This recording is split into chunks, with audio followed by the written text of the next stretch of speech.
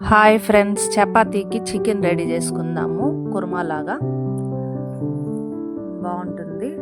మాకు కరెంటు పోయింది ఫ్రెండ్స్, దానివల్ల కొంచెం చీకటిగా ఉంటుంది. చికెన్ బాగా క్లీన్ చేసేసుకొని పక్కన పెట్టేసుకోండి. మ్యాగ్నేట్ చేసుకుందాము.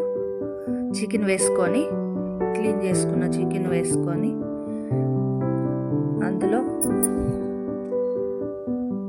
క్లీన్ చేసుకున్న చికెన్ వేసుకొని పక్కన పెట్టుకొని అల్లం వెల్లుల్లి పేస్ట్, ఒక టమాటా కూడా వేసి 3 వేసుకొని పేస్ట్ చేసి పెట్టేసుకోండి. అల్లం, తెల్లగడ్డ, టమాటో, ఒక టమాటో,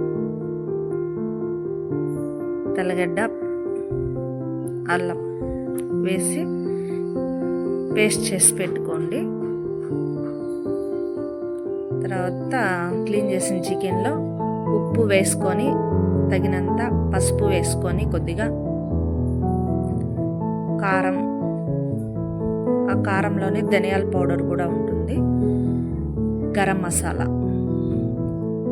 మసాలా కొద్దిగా ఇంట్లో తయారు చేసుకునింది, మనం చేసి పెట్టుకున్న అల్లం, తెల్లగడ్డ, టమాటో పేస్ట్ని కలిపి పెట్టేసుకోవాలి.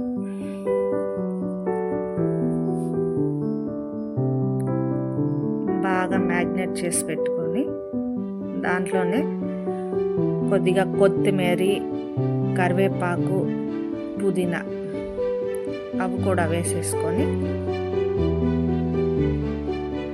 కొంచెం పెరుగు కూడా యాడ్ చేసేసుకోవాలి. పెరుగు కూడా యాడ్ చేసుకొని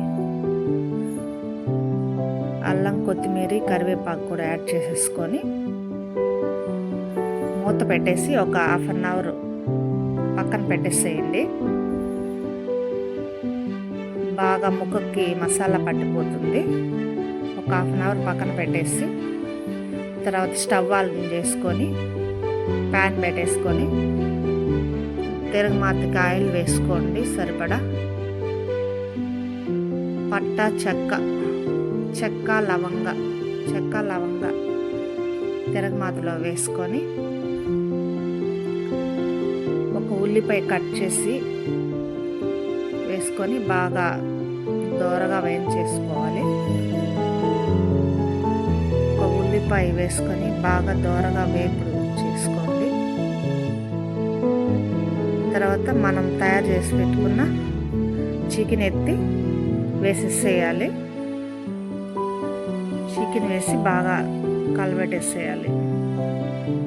వాడ్చుకోండి బాగా. ఆ చికెన్లో బాగా వాటర్ ఊరిపోతుంది. బాగా వాటర్ వచ్చేస్తుంది. మసాలా వేసి బాగా ఊరబెట్టేస్తాను కదా, వాడ్చుకొని బాగా మూత పెట్టేసేయండి. బాగా వాటర్ లాగా వచ్చేస్తుంది చికెన్. కొంచెం మనం మిగలబెట్టుకున్న వాటర్ కూడా వేసుకొని బాగా ఉడకనిచ్చేసేయండి చికెన్ని. మసాలా వాటర్ అవి యాడ్ చేసుకొని బాగా ఉడకనిచ్చి, కరెంటు పోయింది మాకు, చికెన్ బాగా ఉడికిపోయింది, రెడీ అయిపోయింది చపాతీకి చికెన్ కుర్మా. ఇలా చేసుకోండి, చాలా టేస్టీగా ఉంటుంది.